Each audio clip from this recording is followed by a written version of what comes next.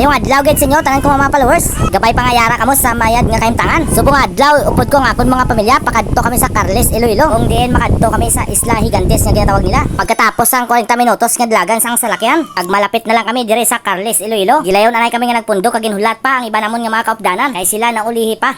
Kagkaroon ari na kami sa sulod sang salakyan. Kung diin malapit na kami sa Pantalan pakadto sa Isla Gigantes. Kag-ari pasulod na kami sa Pantalan pakadto sa Isla Gigantes. Super excited na nga akong mga pamilya. Kay tungod first time nila nga makasakay sa pambot kag magtabok sa isa ka isla. Kag pag-abot namon dire, tama kadamo ng tawo nga nagapila. Kadamo mas ang salakyan nga mga service nila. Gilayon kami nga nagpangita sa amon parkingan. Gani kung kamo gusto man magkadto dire, medyo mag-aga-aga kamo or hindi ka magkadto dire nga weekend. Kay grabe pag weekend tamay kadamo ang tawo nga nagapila dire. Amo ni nga first time nga naglakat kami nga bilog nga pamilya. Kagamo man ni ang hindi ko gid malipatan sa bilog ko nga kabuhi. Nga kung diin kaupod ko nga akon pamilya. Kag may malain nga natabo sa amon pagpauli. Ang tanan-tanan akon isaysay. Kag inyo hulat-hulata lang kay akon isaysay ang tanan-tanan nga nagkalatabo. Amo ni tani nga paglakat namon sa amon pamilya. Kaupod man ang pamilya sang akon asawa. Kung diin tani magkadto kami sa isa ka isla kag magkinalipay.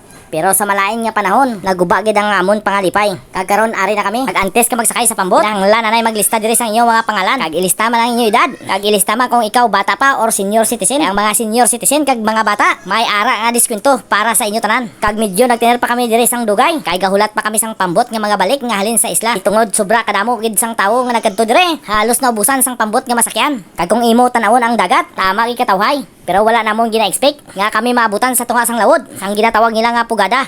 Or grabe kabaskog ngangin kag balod ang nagsugata sa amon samtang gapakadto pa lang kami sa isla. Kag karon dire time na nga magkadto sa amon bangka. Sa tion nga ini super excited pa ang mga bata. Siyempre hindi lang mga bata kundi mga tigulang man. Halos na kami super excited kay masakay na kami sa pambot nga ginatawag nga matabok sa isa ka isla nga manami kag sikat. Ang akon giginaluyan kung natabo ang mga trahedya.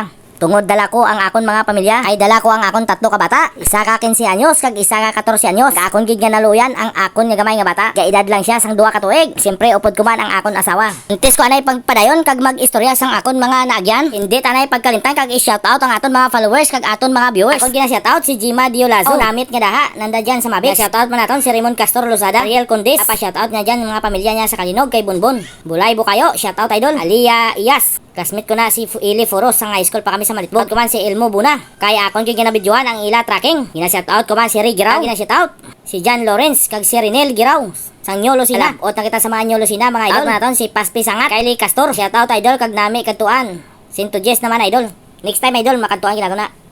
Shoutout makay Lilian Bugnot, Rodel Casamiron, Michelle Casamiron, Alex Stefan Alferez. Shoutout idol from Oman kag ang akon pamilya sa Dalid. Shoutout makay Rigor Hingko Mansiva. Shoutout makay Gisrel Canha, Jasper Gumban. Shoutout ang taga Badlan kay James Gabor. Shoutout lang galida sa amiga ko nga taga Libertad Bonito family. Rose Natalie Latap kag kay Roger Mansiva. Shoutout makay Giselle Love Ayla. Watching from Dubai. Pa shoutout tanan nga taga Giso, labi na gid sa mga Puras family. Kita-kits next month dyan sa Dubai idol. Kag karon upod ko na nga ako nasawa kag bata nga gamay. Sa likod ko amo ang bata ko nga 15 anyos kag 14 anyos. Nakasakay na lang kami sa bangka. Kung diin man pahalin pa lang. Shoutout kanay si Julius Lozada. Shoutout gali sa taga Maribong. Kag aton may shoutout si Nining Estoko Katipunan kag iyag yung shoutout ang mga Katipunan family dira sa Kabugao. Man kay Hilbert Jimenez. Watching from si Jeddah, Saudi Arabia. At man kay Jing Muniva Moyko. Iya Idnas. Mga shoutout si Jean Ali Dote. Hindi man natin pagkalimtan ang ginatakda naton sa aton wifi. Shout out kay G-Boy. Shout out man kay Catherine Castroverde. At dyan sa mga Castroverde. Soligwin, thank you idol. At makay Edsel Pareño. Sa mga Pareño family sa Pasig. Shout out makay Jennifer Billones. Watching from Kuwait. May shout out si Friends Jumila Pinida. Kay Tagbukan Pinida family. Watching from Abu Dhabi. Shout out makay Risa Latosa. Filialin Pama. Vixon Istoke. Shout out idol. Kay LGM Parido. Jean Ali Dote. Shout out man natin si Catalonia Ren. Si Monsim. Shout out si Madio Lasso. Kag kay Raymond Castor Lozada. Di Kundis. Pre shout out natin si Ria Casten. Shout out niya mga katribo dyan sa Lampaya. Kag Ipil. Watching from Singapore. Shout out kinato ng imo mga katribo dira sa Lampaya. Diin, sang una nga gabi ay pa ko sang tricycle, akon sila mga suki. Shout out kay Jennifer Billones, watching from Kuwait. De La Cruz Juna, shout out. Shout out ang amon Iski Chairman, running subong nga eleksyon, Jamil Castro Mayor, Poblacion Delgado, salamat idol. Shout out makay Lisa Celestial, Gina Musiro, shout out idol. Shout out na si Norman Musiro sa Barangay Alibunan. Kay Juyang Eki, idol from Quirino Extension, Kalinog, Iloilo, Catalonia family. Shout out makay Nonoy Ems Betito. Shout out makay Dolphin Orieta, mga Caspilio Orieta family sa Libot. Shout out mo sa family Castor, An Carmelo from Riyadh. Shoutout Evelyn Castor, kay Ron Fagtanan, Asil Pastolero, kay Mark Jimenez, Iya Elias, pa-shoutout sa akong pamilya Caro at Labaro sa San Miguel, Ilaya, Tapas, Capes. Shoutout mga kay Carlo Kanha, kay Ilo Buna, shoutout lang kami da Team Moneyboy, tracking. Abi kada mo subong aton mga na-shoutout. Mga viewers ko, hindi lang magkataka kung kadamo gid ang aton gina-shoutout. Aton ginatagaan importansya ang aton mga followers kag aton mga viewers. Karon nari na kami sa tunga sang lawod kag ang sa unahan mga kapdanan, mga pamilya sang akon asawa. Kag ari na kami sa tunga sang lawod. Hindi nabatyagan na namon ang kabaskog sang mga balon, baskog sang hangin. Inyo makita ang tanan nga tawo sa amon likuran na nagalimog kay gakahadlok na. Kabatyag na sila sang kahadlok. Nervyos sa ilang nabatyagan. Kay ang amon nga bangka nagalinggi-linggi na. First time ko magbiyahe nga kaupod ang akon mga pamilya. Gali ni ang imo ma-experiencehan. Upod mo ang imo pamilya sa isa ka biyahe kag may mga trahedya nga mga katabo. Kung inyo makitaan sa video lang pagamay lang sang balod nga nagadapya sa amon, pero kung ikaw gasakay imugid nga babatyagan nga nagalinggi-linggi ang amon sakayan. Amon pagpakadto haros isa ka oras kag 20 minutos ang amon nga dlagan. Sa sini nga tempo mabaskog lang ang balod pero wala kami naabutan sa ginatawag nila nga pugada. Akon nga istorya ang amon pagpabalik. Around alas 3 sa kapunanon, amo nga nagot ang isa ka pugada nga ginatawag nila kabaskog sang hangin kag sang balod. Subong ako na istorya ko ano natabo sa amon pagpauli. Wala na ako video sa pagpauli namon. Nag-ulan pa kag kabaskog sang hangin kag balod. Tabo gali sa amon pagpauli na alas 4 sa kapunanon. Sa higad sang pulo, binagid ang balod ag kabaskog sang hangin. Nagkamatamat na kami kang magsakay sa amon bangka. Wala na sang iban pang nga tawo or bangka nga nabilin sa isa ka isla. Ani duwa na lang ka bangka ang nabilin, ang ginasakyan namon kag sang ginasakyan sang pamilya sang aon asawa. Takna nga pahalin na kami sa isla. Tangga atras ang amon bangka. Di na makontrol sang amon kapitan. Kag sang ila kapitan man ang amon mga bangka.